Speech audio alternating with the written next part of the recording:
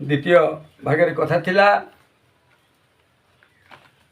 गोपांगना माने प्रस्ताव प्रदान करिछंती प्रहरी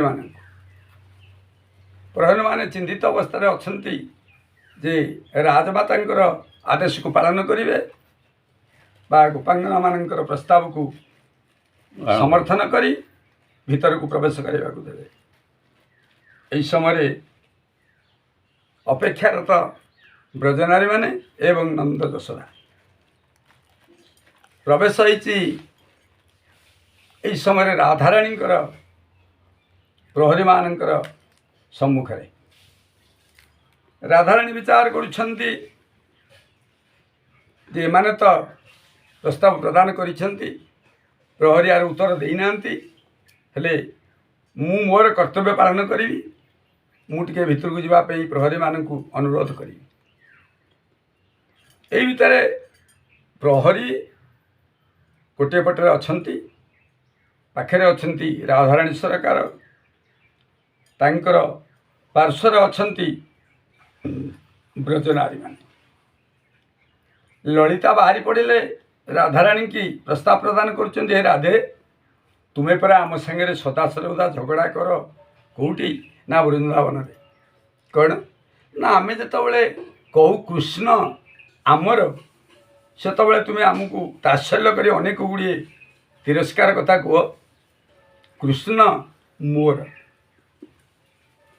तुमर नुहे आम शुणीचु आज प्रमाण हम आम ये प्रमाण रु दुई जन ओहरी गलुणु जे पितामाता नंद यशोदा आज तिरस्कृत हो बसी आम ब्रजनारी माने आमर प्रयास विफल होइछि।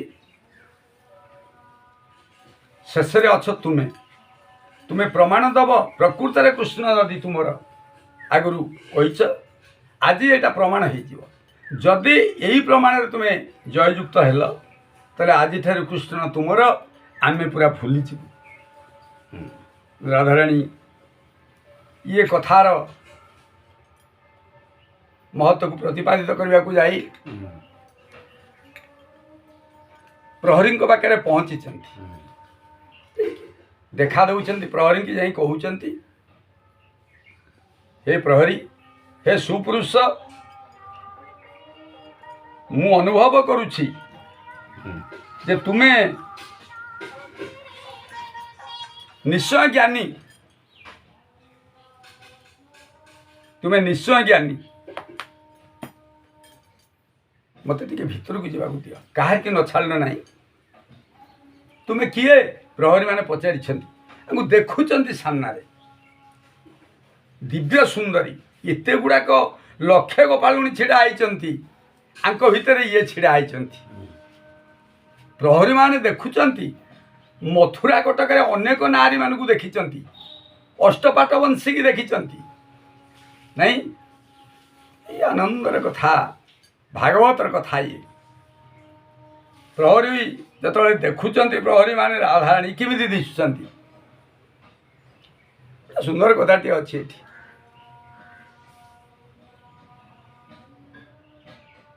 सामने राधाराणी छिड़ा होती प्रहरी नेत्र पलक पड़ुनी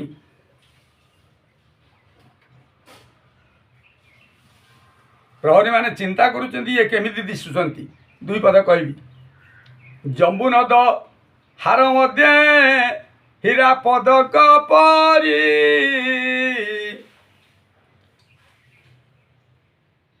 जम्बू नद हार मध्य हीरा पदक परी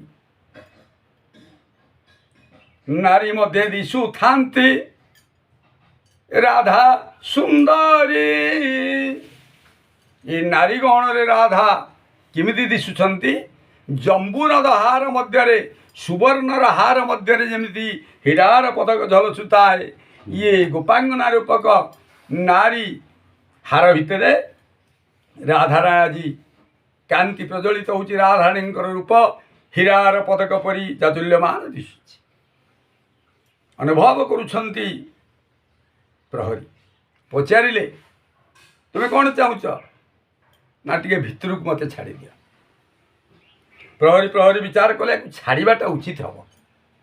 କାରଣ ଏମିତି ଦିବ୍ୟ ସୁନ୍ଦରୀ ଆମ ଜୀବନରେ କେବେ ଦେଖିନୁ। ଇଏ ନେତ୍ରକୁ ଆଜି ପବିତ୍ର କରିଦେଇଛନ୍ତି। ଛୋଟିଆ କଥା ନୁହେଁ। ରାଧାରାଣୀ କଥା କହିଲେ ସରିବନି।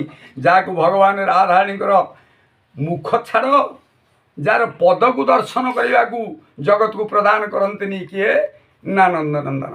ଜୟଦେବ ପଦେ ଲେଖିଲେ ସ୍ମରଗରଳ ଖଣ୍ଡନଂ ମମ ଶିରସି ମଣ୍ଡନಂ ଦେହି ପଦ ପଲ୍ଲବ ମୁଦାରಂ ଦେହି ପଦ ପଲ୍ଲବ ମୁଦାରମ୍। ଯାହାର ପାଦଦ୍ୱୟକୁ ଭଗବାନ କୃଷ୍ଣଚନ୍ଦ୍ର ସଦାବେଳେ କରପୁଟ ଭିତରେ ରଖନ୍ତି, ଦେଖେଇ ଦିଅନ୍ତିନି କାହାଡ଼ିକି। ଆପଣମାନେ ଜାଣିଥିବେ ଅଁଳା ନବମୀ ଦିନ ଶ୍ରଦ୍ଧାଳୁ ଭକ୍ତମାନେ ବା ପୁତ୍ର ରୂପୀ ଇଏ ଶ୍ରଦ୍ଧାଳୁ ମାଆଙ୍କୁ ଅନୁରୋଧ କଲେ, ମା ଗୋଟିଏ ଦିନ ଟିକେ ଆମକୁ ତୁମ ପାଦ ଦେଖେଇ ଦିଅ। ରାଧାରାଣୀ କଥା ଦେଲେ ତୁମେ ଅଁଳା ନବମୀ ଦିନ ଦେଖିବ, ସେଇ ଦିନଟି ମୁଁ ତୁମକୁ ଦାନ କଲି। ଇଏ କଥା କୃଷ୍ଣଚନ୍ଦ୍ରଙ୍କ କାନକୁ ଗଲା। ପ୍ରଭୁ ଚିନ୍ତିତ ହେଲେ, କହିଲେ ନା ନା, ମୋ ଛଡ଼ା କେହି ଦେଖିପାରିବେନି। କେଡ଼େ ବଡ଼ କଥା।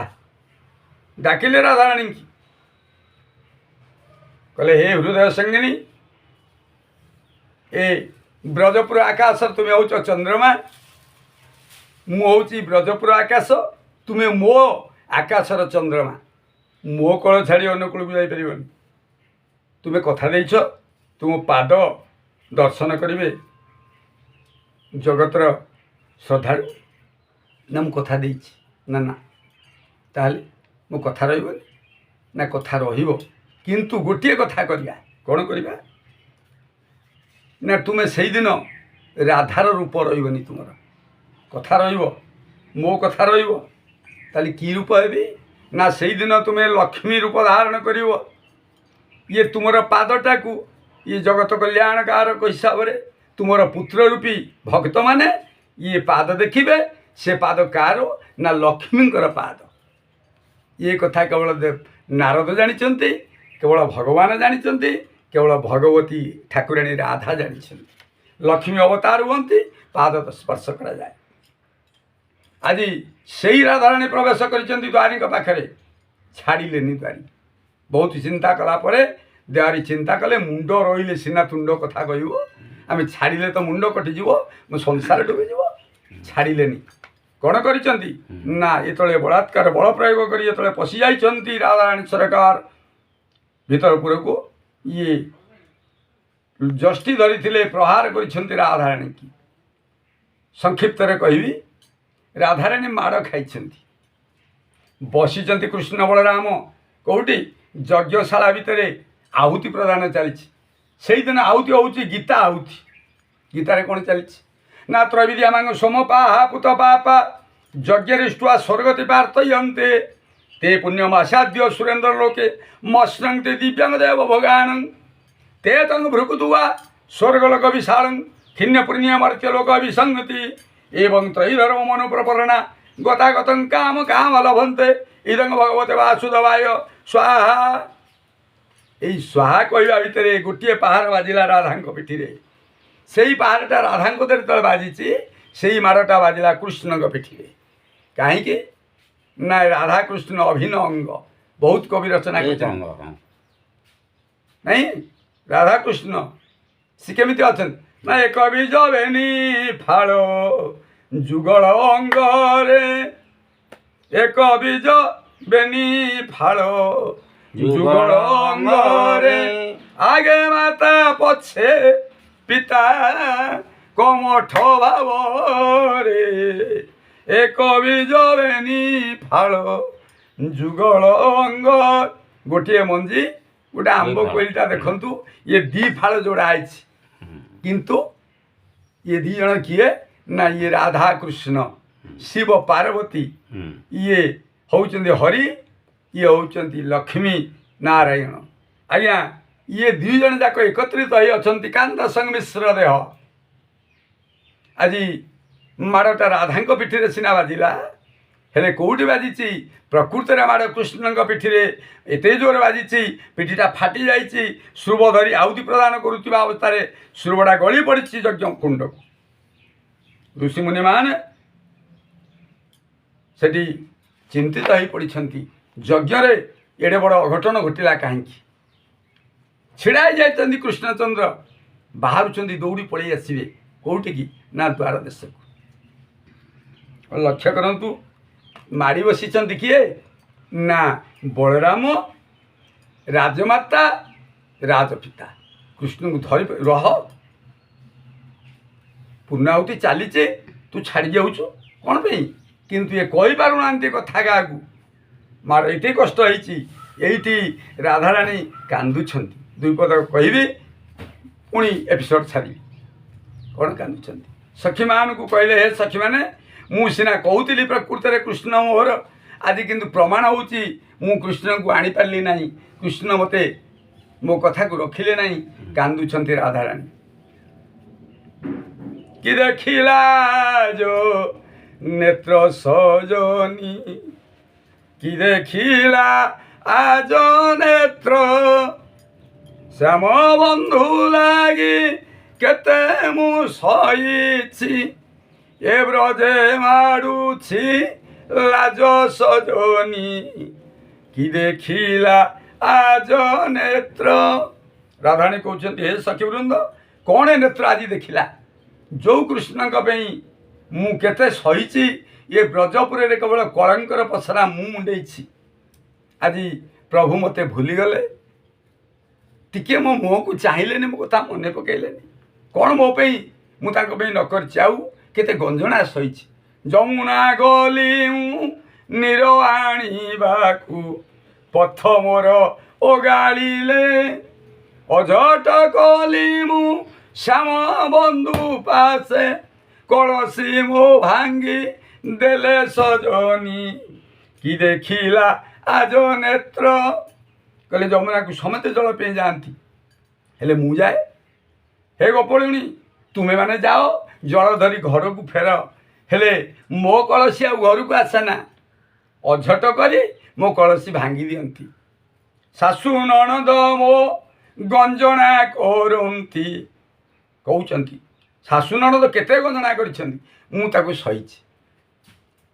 ଚନ୍ଦ୍ରସେଣା ପଥ ଜଗି ବସିଥାନ୍ତି, ତିଳେ ନ କରନ୍ତି ଉଣା। କହିଲେ ଚନ୍ଦ୍ରସେଣା ସଦାବେଳେ ମୋ ପଥ ଜଗିଥାନ୍ତି, ଟିକେ ଉଣା କରନ୍ତିନି। କାହା ପାଇଁ ମୁଁ ସହିଛି? ମୁଁ ଏଇ କୃଷ୍ଣଙ୍କ ପାଇଁ ସହିଛି। କହିଲେ ସବୁଠାରୁ ବଡ଼ କଥାଟିଏ କହିଲେ ଏଇଠି। କହିଲେ କ'ଣ ନା ସମସ୍ତେ ଭଲ ପାଆନ୍ତି, ଝିଅମାନେ କେତେବେଳେ ଭଲ ପାଆନ୍ତି ନା ଯୌବନ ପ୍ରାପ୍ତ ହେଲେ, ବୟସ ହେଲେ, ଇଏ ଶରୀରରେ କାମ ଉଦ୍ରେକ ହେଲେ ଇଏ ପୁରୁଷକୁ ଭଲ ପାଏ। ହେଲେ ମୁଁ ସେ ପର୍ଯ୍ୟନ୍ତ ଅପେକ୍ଷା କରିନଥିଲି। କେବେଠାରୁ ଭଲ ପାଇଥିଲି? ସେ କହୁଛନ୍ତି ମୁଁ ଯେତେବେଳେ ବାଲ୍ୟକାଳରେ ମୁଁ ତାଙ୍କୁ ଭଲ ପାଇଛି। କେବେଠାରୁ ନା ମୁଁ ଯେତେବେଳେ ଛୋଟଟିଏ ଥିଲି ଭାରି ଗରମ ଭଲ ପାଇଥିଲି। କହିଲେ ମୋ ଯୁବା ବୟସ ଯେତେ ଭୋଗ କଲେ, ଏବେ କରିଦେଲେ ପର। ସଜନୀ ସରିଗଲା ସବୁ ମୋର, ମୁଁ ହାରିଗଲି ତୁମ ପାଖରେ। ଆଜି ସ୍ଥିର କଲି, ସବୁ ଦମ୍ଭ ମୋର ଭାଙ୍ଗି କଲେ ଚୂର, ହାରିବି ନିଶ୍ଚୟ ପରାଣ। କହିଲେ ଆଜି ମୋର ସବୁ ଦମ୍ଭ ସରିଗଲା, ଇଏ ପ୍ରାଣ ଆଉ ରଖିବିନି। ଆଜି ଏଇ ପ୍ରଭାସରେ ମୁଁ ଝାସ ଦେବି। ଏଇ କଥାକୁ କହିଛନ୍ତି। ଚିନ୍ତିତ ହେଇକି ତଳେ ପ୍ରଭାସକୁ ଯାଉଛନ୍ତି ଝାସ ଦେବାକୁ। ଗୋକୁଳ ଚନ୍ଦ୍ରମା କୋଳେ ନେଲେ ରାଧା, ବୋଲେ ରେବତୀ ରମଣ ସଜନୀ, କି ଦେଖିଲା ଯ ନେତ୍ର। ଆଜି ଗୋକୁଳ ତିଳକ ଗୋକୁଳ ଚନ୍ଦ୍ରମା ଗୋଟିଏ ମୁହୂର୍ତ୍ତ ଅପେକ୍ଷା କଲେନି, ଦେଖିଲେ ରାଧାରାଣୀ ଆଜି ପ୍ରଭାସରେ ଡେଇଁବେ। ଦୌଡ଼ି ଆସିଲେ, କୋଳକୁ ନେଇଛନ୍ତି। କହିଥିଲି ଅବତାର କାହିଁକି ହେଲା, ସେଇଠି କଥା ଦେଲେ ପ୍ରଭୁ। କହିଲେ ଏ ରାଧେ, ଧରିଛନ୍ତି ହାଣ୍ଡିଟାକୁ। ସରଳବଣୀ ପ୍ରିୟ ଇଏ ବ୍ରଜେ ପ୍ରସିଦ୍ଧ ନବନୀତ ଚୌରମ୍। ଆଜ୍ଞା ଆଜି ଏଇଠି ସେ ହାଣ୍ଡିଟି ଧରିଛନ୍ତି, ହାତକୁ ବଢ଼େଇ ଦେଲେ, କୋଳକୁ ଆଉ ଗଲେନି। କହିଲେ ତୁମେ ମୋର ସେଇ ନଟନାଗର ନୁହେଁ, ତୁମେ ପୁରୁଷୋତ୍ତମ। ଆଜ୍ଞା କଥା सेकेंड फेज को जीव इंद्र कथा को इंद्र 3टा रूप गोविंद देखिए ये कथा ये सर आपणकर भगवान कोल को राधा को नवा चाहती कोल को राधा को कोल को जाऊना कथा ये रही देवकी वसुदेव बाहर आसी छिड़ा नंद यशोदा छिड़ा ऋषिमंडली उपस्थित होती यज्ञ सेठू विराम होती बलराम अच्छी लक्षे गोपालुणी राधाराणी नितरास कुंजर अधीश्वरी राधाराणी छिड़ा होती कृष्ण सामना सामने धरी हांडीटा को हाथ में सरल मन हांडी आज ये मुझे विश्राम दूसरी पर अध्याय को पुणी आगू नवा जय जगन्नाथ। जय जगन्नाथ।